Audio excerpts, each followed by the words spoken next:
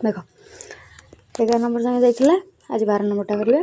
12 number Cauchy गोटे वृत्त रे ए बी सी गोटे त्रिभुज अंतर्लिखित होइछि माने वृत्त भितर कौन होइछि वृत्त भितर से त्रिभुजटा रहिछि एमथि रहिछि बुझिला।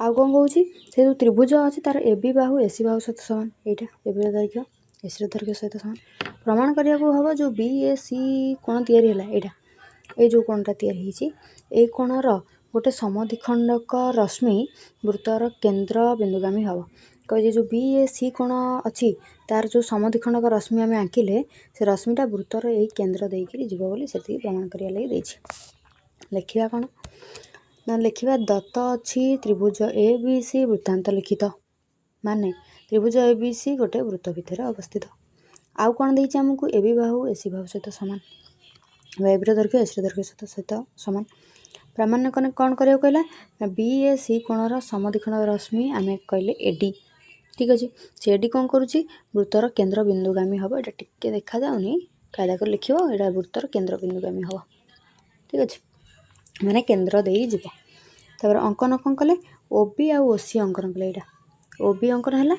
ये ओ सी अंकन है ठीक अच्छे प्रमाण स्टार्ट कला प्रमाण कौन कला त्रिभुज ए बी ओ यहाँ त्रिभुज ए बी ओ कहले यहाँ जोड़ला ए बी ओ आ त्रिभुज ए सी ओ यहाँ ये दुईटा त्रिभुज कथा एवं कहूँ से दुईटी त्रिभुज कौन है दुईटी त्रिभुज ए बी ए सी सहित सामान मुझे जोड़ी दूँ यहाँ ठीक अच्छे जो ए बीटा ए सी सहित सामान आउ देती कौन ना जो बीओटा सी ओ सहित सामान है बा ओ बीटा ओ सी सहित सामान जहाँ बीओ सी ओ बोली मुझे कहूली वृत्तर व्यासार्ध माने आउ ये जो एओटा हूँ साधारण बाहु जी कौन ए त्रिभुज भी अच्छी ए त्रिभुज भी अच्छी बुझीगला साधारण बाहु है मैंने आम कौन है गोटे त्रिभुज 3टा बाहु सामान होगा सामान होगा मैं त्रिभुज ए बी ओ बीटा त्रिभुज ए ओ सी सहित सर्वसम हम बा शिखर्य अनुसार आ त्रिभुज दुईटी सर्वसम हो सारी ताने निश्चित भाव में ये जो कौन हो ना ये जो कोणटा तुमको मिलूँ ये कोणटा ये कोणटा ये दुटार परिमाण सामान हम मुझे लिखली त्रिभुज बी ए सी कोण त्रिभुज सी ओ सी कोण सी ए ओ कोणर त्रिभुज बी ए ओ कोण त्रिभुज सी ए ओ कोणर परिमाण सहित सामान सॉरी त्रिभुज कहीदेली से कौच बी ए सी कोणर परिमाण सी ए ओ कोणर परिमाण सहित सामान है सामान है बी ए सी समद्विखंडक रश्मि हूँ किए ये जो ए ओ रश्मि हूँ समद्विखंडक रश्मि ताले कौन है ए ओ रश्मि से कम ओ ए रश्मि बोली कहूचे ठीक अच्छे ताहले ओ ए वृत्तर केन्द्र बिंदुगामी है यहाँ ओ हम यहाँ डी नुह यहाँ ओ हम ठीक अच्छे प्रमाणित नेक्स्ट क्वेश्चन 13 नंबर कौच गोटे वृत्तर दुईटी ज्या अच्छी ज्या कौन दुईटी जहाँ कौन कर एक व्यास द्वारा समद्विखंडक होती मनकर जो यहाँ वृत्त अच्छे ना ये गोटे ज्या गोटे व्यास कौन करुच्ची एमती व्यास मुझे टाणी जो व्यास कौन करुच्ची ये आकु सामान द्विखंड भाग करुच्ची यहाँ सामान दुई भाग कला यहाँ सामान दुई भाग कला चित्रटा बुझीगला हो ताले प्रमाण कर ज्या दुईटी समांतर ज्या दुटा समांतर माने से कहते जदि आम ज्या एमती असमांतर कर टाणिबा एमती गोटे टाणी ताले एमती टाणला पर जदि व्यास एमती टाणे किंबा एमती टाणे केमिति भी टाणे से व्यास केबे भी ए दुटा को समद्विखंड करूना ता माने आम एथुरु कौन जानले व्यास समद्विखंड करिवो माने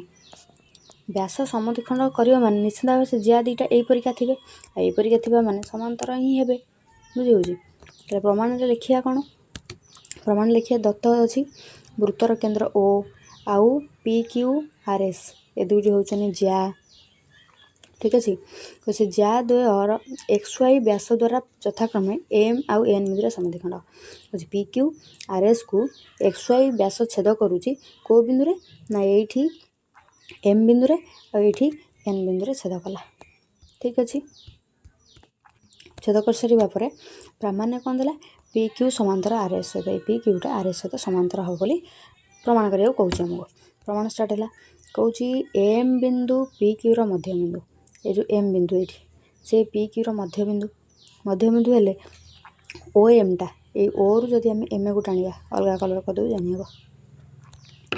ଏଇ ଓ ଏମ୍ ଏଇଟା କ'ଣ କଲା ନା ପି କ୍ୟୁ ପ୍ରତି ଲମ୍ବ ହେଲା ମାନେ ନିଶ୍ଚିନ୍ତ ଭାବରେ କ'ଣ ହେବ ନା ଏଇ ଯେଉଁ କ୍ୟୁ ଓ ଏମ୍ କୋଣ ଏଇ କୋଣଟା କ'ଣ ହେବ ନା 90 ଡିଗ୍ରୀ ହେବ।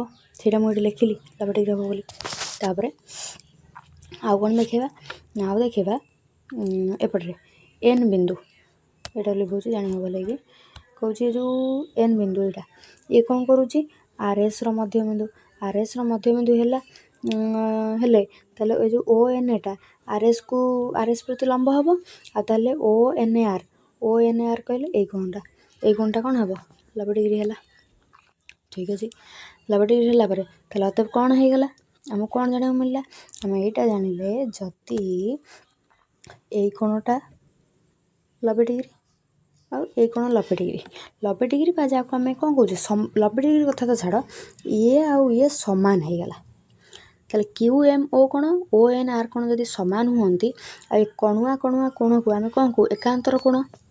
ଆଉ ଯଦି ଏ ଦୁଇଟି କୋଣ ଏକାନ୍ତର କୋଣ ହେଲେ ତାହେଲେ ଏଇଟା ଯଦି କ'ଣ ହୁଏ ନା ଏ ରେଖାଖଣ୍ଡର ଛେଦକୁ ହୁଏ ତାହେଲେ ଏ ଦୁଇଟା ନିଶ୍ଚିନ୍ତ ଭାବରେ ସମାନ୍ତର। ଆଉ ଥରେ କହୁଛି କ'ଣ କହିଲା ଆମେ ଜାଣିଛେ ପଢ଼ିକି ଆସିଛେ ଇଏ ଗୋଟେ ରେଖା ଇଏ ଗୋଟେ ଛେଦକ ଯଦି ଏଇ କୋଣଟା ଏଇ କୋଣ ସହିତ ସମାନ୍ତର ହୁଏ ସମାନ୍ତର ନୁହେଁ ଏଇ କୋଣର ପରିମାଣ ସମାନ ହୁଏ ତାହେଲେ ଆମକୁ ଏକାନ୍ତର ଏ କୋଣ ଦୁଇଟା ପରସ୍ପର ଏକାନ୍ତର କୋଣ।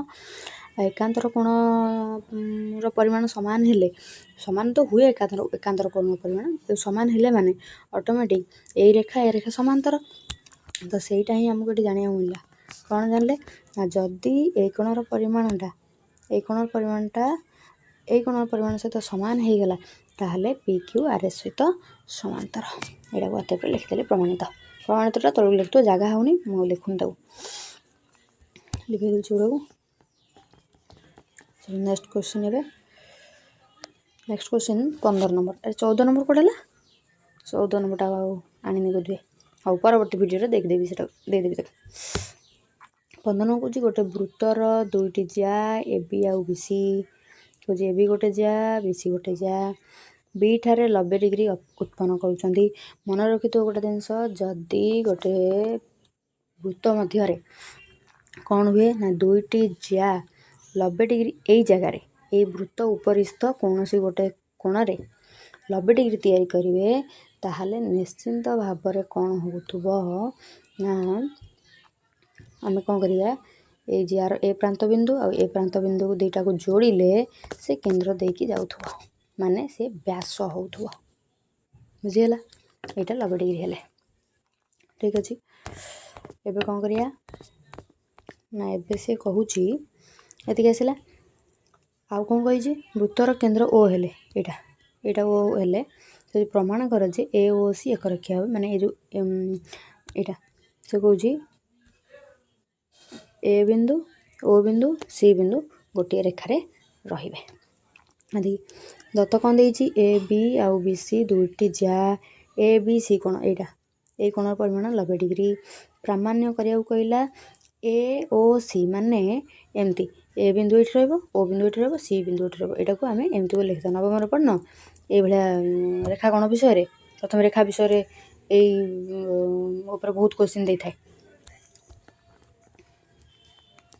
ଠିକ୍ ଅଛି କହୁଛି ଏ ଓ ସି ଆମେ ଏ ଓ ସି ହେବା ଦରକାର ପ୍ରମାଣ କରିଛି ଆଉ ମାନେ ସେ କହୁଛି ଏସିଟା କ'ଣ ବ୍ୟାସ ବୋଲି ବି ଆମେ ପ୍ରମାଣ କରିଦେଇପାରିବା। ଅଙ୍କନ କ'ଣ କଲେ ବି ଓ ଅଙ୍କନ କଲେ ବି ଓ କିଏ ବିରୁ ଓଟାକୁ ମୁଁ ଯୋଡ଼ିକିରି ବି ଓ ଅଙ୍କନ କରିଲି। ଏବେ ପ୍ରମାଣ କ'ଣ କରିବା ତ୍ରିଭୁଜ ଏ ଓ ବିରେ ଏ ଓ ବି ଏଇ ତ୍ରିଭୁଜରେ ଆମେ ଜାଣିଛେ କ'ଣ ଜାଣିଛେ ନା ଏଇ ତ୍ରିଭୁଜରେ ଆମେ ଜାଣିଛେ ଏ ଯେଉଁ ବି ଓଟା ଏ ଓ ସହିତ ସମାନ କାହିଁକି ବ୍ୟାସାର୍ଦ୍ଧ କାରଣରୁ। ଆଉ କ'ଣ ଜାଣିଛେ ନା ଯଦି ଏ ବାହୁ ସମାନ ହେଇଗଲେ ତାହେଲେ ଏମାନଙ୍କର ସମ୍ମୁଖୀନ କୋଣର ପରିମାଣ ବି ସମାନ ହେବ। କିଏ ସେ ସମ୍ମୁଖୀନ କୋଣ ନା ଏଇ ବାହୁର ସମ୍ମୁଖୀନ ହେଉଛି ଏ ବାହୁର ସମ୍ମୁଖୀନ କୋଣ ଏଇ ଗୋଟିକ ଆଉ ଏଇ ବାହୁର ସମ୍ମୁଖୀନ କୋଣ ହେଉଛି ଏଇ ଗୋଟିକ ସମାନ ହେଇଯାଇଛି ଯେଉଁଟାକୁ ମୁଁ ଏଠି ଲେଖିଲି ହେଲା। କହୁଛି ଆମେ କ'ଣ ମନେ କଲେ ନା ଏ କୋଣର ପରିମାଣ ହେଉଛି ଥିଟା ବୋଲି ତାକୁ ମନେ କରିଦେଲେ। ସରିଲା। ତାପରେ ଦ୍ୱିତୀୟ ତ୍ରିଭୁଜ କ'ଣ କହୁଛି ବି ଓ ସି କ'ଣ ଏଇଟା କ'ଣ ତ ନୁହଁ ତ୍ରିଭୁଜ ବି ଓ ସି ତ୍ରିଭୁଜ ଏଇଟା କଥା କହୁଛି। ବି ଓ ସି ତ୍ରିଭୁଜରେ ଆମେ ଜାଣିଛେ ଏ ଯେଉଁ ବି ଓଟା ସି ଓ ସହିତ ସମାନ କାହିଁକି ବ୍ୟାସାର୍ଦ୍ଧ କାରଣରୁ। ଆଉ ଯଦି ଏ ବାହୁ ସମାନ ହେଇଗଲେ ତାର ସମ୍ମୁଖୀନ କୋଣ ଏଇ ଗୋଟିକ ତାର ସମ୍ମୁଖୀନ କୋଣ ଏଇ ଗୋଟିକ ଏ ଦୁଇଟାର ପରିମାଣ ବି ସମାନ ହେବ। ତୁମେ ପଢ଼ିକି ଆସିଛ କେଉଁଥିରେ ପଢ଼ିକି ଆସିଛ ନା ଯେଉଁ ଅଷ୍ଟମ ନବମ ପଢ଼ିକି ଆସିଛ। ତ୍ରିଭୁଜର ବାହୁ ଦୁଇଟି ସମାନ ହେଲେ ବାହୁର ସମ୍ମୁଖୀନ କୋଣ ସାମ୍ନା କୋଣର ଦୁଇଟା ପରିମାଣ ବି ସମାନ ହେଇଯାଏ। ଏଇଟା ପଢ଼ିକି ଆସିଛ। ହେଲା କହୁଛି ଏ କୋଣ ଆଉ ଏ କୋଣର ପରିମାଣ 90 - ଥୀଟା। 90 - କେମିତି ହେଲା ଦେଖ ସେଇଟାକୁ ଯଦି ଏ ଟୋଟାଲ ଏମ୍ ଦେଇଛି ତ ତ୍ରିଭୁଜଟା ଏମ୍ ଦେଇଛି ସେ କହୁଛି ଟୋଟାଲଟା ହେଉଛି 90। ତାହେଲେ ଏତିକି ଯଦି ଥୀଟା ହେଇଗଲା ଏଇଟା କେତେ ହେବ 90 - ଥୀଟା। 90 - ଥୀଟା ବୋଲି ଏଇଟାକୁ କହିବା ବୁଝିଲୁ ତ ସେଇଟାକୁ ସେ ସେଠି ଲେଖିଲା ଆଉ କ'ଣ ସେଇଟାକୁ ମୁଁ ଏଠି ଲେଖିଲି କି ଏଇଟା ହେଉଛି 90 - ଥୀଟା। ଠିକ୍ ଅଛି ଯେହେତୁ ଏ ବି ଓ କୋଣ ପରିମାଣ ଥୀଟା ସିଲେଇ। ପୁଣି କହୁଛି ତ୍ରିଭୁଜ ଏ ଓ ବିରେ ଏଇଟା ଏଇ ତ୍ରିଭୁଜରେ ଆମେ ଜାଣିଛେ ସେ ଯେଉଁ ତିନିଟା କୋଣ ଅଛି ଏଇ ତ୍ରିଭୁଜରେ ଏ ବି ଓ ବା ଏ ଓ ବି ଏଇ ତ୍ରିଭୁଜରେ ତିନିଟା କୋଣ ଇଏ ଗୋଟେ କୋଣ ଇଏ ଗୋଟେ କୋଣ ଇଏ ଗୋଟେ କୋଣ ତିନିଟା କୋଣ ମିଶି 180 ଡିଗ୍ରୀ 180 ଡିଗ୍ରୀ ହେଇଗଲା। 180 ଡିଗ୍ରୀ ମଧ୍ୟରୁ ଏ ଓ ବି କୋଣର ପରିମାଣ ଆମକୁ ଜଣା ନାହିଁ ମୁଁ ସେପରିକା ରଖିଲି। ଏ ବି ଓ ଆମେ ଜାଣିଲେ ଥୀଟା ହେଇ ଏ ବି ଓ ହେଉଛି ଥୀଟା। ତାପରେ ହେଉଛି ଏ ଓ ବି କୁଆଡ଼େ ହେଲା ଏ ଓ ବି ହେଲେ ଅଛି ଏ ଓ ବି ପାଇଲେ ଥୀଟା ସମାନ ଏଠି 180 ଡିଗ୍ରୀ ଥିଲା 180 ଡିଗ୍ରୀ ରହିଲା। ତାପରେ ଆମେ କ'ଣ କରିବା ନା ପୁଣି କହୁଛି ଏ ଓ ବି କୋଣ ପରିମାଣ ରହିଲା ଥୀଟା ମିଶି 2 ଥୀଟା ହେଇଗଲା ଏଠି 180 ଡିଗ୍ରୀ ରହିଲା। ତାହେଲେ ଏ ଓ ବି କୋଣର ପରିମାଣ ଏଇଠି ଲେଖିଲି କେତେ ହେଇଯିବ 2 ଥୀଟା ଏଠି ମିଶା ହେଇଥିଲା ସେପଟେ ଯାଇ 180ରୁ ଫେଡ଼ା ହେଇଗଲା। ଏ ଓ ବି କୋଣର ପରିମାଣ ଆମେ ପାଇଲେ। ତାପରେ କହୁଛି ତ୍ରିଭୁଜ ବି ଓ ସିରେ ଏଇଟା ଏଇ ତ୍ରିଭୁଜ କଥା କହୁଛି। ଏଥିରେ ଆମେ ଜାଣିଛେ ଏଇ କୋଣ ପୁଣି ଏଇ କୋଣ ପୁଣି ଏଇ କୋଣ ଏ ତିନିଟା କୋଣର ପରିମାଣ ମିଶିକିରି କେତେ ହେଇଯିବ ନା 180 ଡିଗ୍ରୀ ସେଇଟାକୁ ମୁଁ ଲେଖିଲି। ତାପରେ ହେଲା ପରେ କ'ଣ ହେଲା ନା ଆମେ ଜାଣିଛେ ବି ଓ ସି କୋଣର ପରିମାଣ ଆମକୁ ଜଣା ନାହିଁ। ଓ ବି ସି କୋଣର ପରିମାଣ 90 ଡିଗ୍ରୀ ଓ ସି ବି କୋଣର ଓ ବି ସି କୋଣର ପରିମାଣ 90 - ଥୀଟା ଓ ସି ବି କୋଣର ପରିମାଣ ହେଉଛି ବି ଯେଉଁ 90 - ଥୀଟା ପଡ଼ିଲା ସମାନ 180 ଡିଗ୍ରୀ ରହିଲା। ତାହେଲେ ବି ଓ ସି କୋଣର ପରିମାଣ କେତେ ହେଇଯିବ ଏଇଟା ଲିଭେଇ ଦେଉଛି ଜଣାପଡ଼ିବ। ବି ଓ ସି କୋଣର ପରିମାଣ ଏଇଠି କେତେ ହେଲା ନା 180 ଥିଲା ଏ 90 ମିଶି 180 ପ୍ଲସ୍ 180 ହେବ ଏପଟକୁ ଆସିଲା ପରେ -180 ହେଇଗଲା। ଏ ଥୀଟା ମିଶି -2 ଥୀଟା ହେଇଥାନ୍ତା ସମାନ ଏପଟକୁ ଆସି +2 ଥୀଟା ହେଇଗଲା। 180 କଟିଲା ପରେ ବି ଓ ସି କୋଣ ପରିମାଣ ଆସିଲା କେତେ 2 ଥୀଟା ଆସିଲା। ଠିକ୍ ଅଛି ଏତିକି ଆସିଲା ପରେ ଏବେ ଆମେ ଦେଖିବା ଆମକୁ କ'ଣ ପ୍ରମାଣ କରିବାର ଅଛି ଏ ଓ ସି ଏକରେଖୀୟ ହେବେ। ଏ ଓ ସି ଏକରେଖୀୟ ହେବାର ଅର୍ଥ କ'ଣ ନା ଯଦି ଏ ଓ ସି ଏକରେଖୀୟ ହୁଅନ୍ତି ଗୋଟେ ସରଳରେଖା ଉପରେ ହେବେ ଆଉ ସରଳରେଖା ଉପରେ ରହିବେ ମାନେ ସେ କ'ଣ କରୁଥିବ ଏଠି 180 ଡିଗ୍ରୀ ତିଆରି କରୁଥିବ ସେଇଟା ଦେଖିବାର ଅଛି। ତାହେଲେ ଏବେ ଆସିଲା କ'ଣ ନା ଆସିଲା ଏ ଓ ବି କୋଣ ମାନେ ଏଇ କୋଣ ଆଉ ଗୋଟେ କ'ଣ ଆସିଲା ବି ଓ ସି କୋଣ ମାନେ ଏଇ କୋଣ ମିଶିକି ହେଉଛି କେତେ ନା ମିଶିକି ହେଉଛି ଏ ଓ ବି ଆମେ ପାଇଥିଲେ 180 - 2 ଥୀଟା ସେଇଟାକୁ ମୁଁ ଏଠି ଲେଖିଲି। ସେଠୁ ବି ଓ ସି ପାଇଥିଲେ 2 ଥୀଟା 2 ଥୀଟା ପକେଇଲେ 2 ଥୀଟା କଟିଗଲେ ଏଠି କେତେ ରହିଲା 180 ଡିଗ୍ରୀ ରହିଲା। ଠିକ୍ ଅଛି 180 ଡିଗ୍ରୀ ରହିଲା। ତାମାନେ ଯଦି ଏଇ କୋଣ ମିଶି 180 ଡିଗ୍ରୀ ହେଲା ତାହେଲେ ଏ ଦୁଇଟାକୁ ଆମେ କ'ଣ କହିବା ସନ୍ନିହିତ ପରିପୂରକ କୋଣ। ଯଦି ଏ ସନ୍ନିହିତ ପରିପୂରକ କୋଣ ହୁଅନ୍ତି ତାମାନେ ଏଇଟା ଗୋଟେ ସରଳ ରେଖା କେଉଁଟା ନା ଏସି ହେଉଛି ଗୋଟେ ସରଳରେଖା ତା ସରଳରେଖା ଉପରେ ଏ ଓ ସି ତିନିଟା ବିନ୍ଦୁ ଅଛନ୍ତି ଆଉ କ'ଣ ଏକରେଖୀୟ ଆଉ ଏମାନେ ଏକରେଖୀୟ ହେବେ ଆଉ। ଠିକ୍ ଅଛି ପ୍ରମାଣ ହେଇଗଲା।